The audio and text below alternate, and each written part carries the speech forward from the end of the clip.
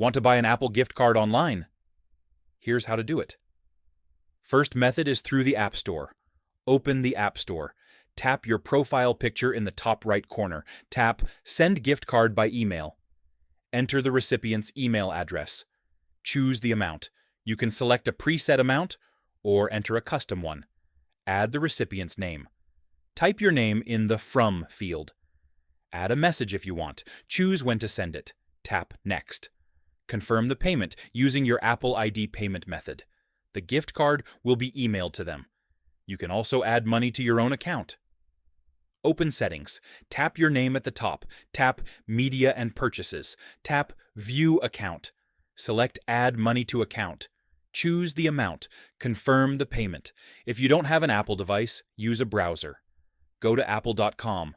Scroll down and tap Gift Cards. Choose Buy. Select email or physical card. Pick a design. Choose the amount. Enter the recipient's details. Add your name and message. Complete checkout with your card.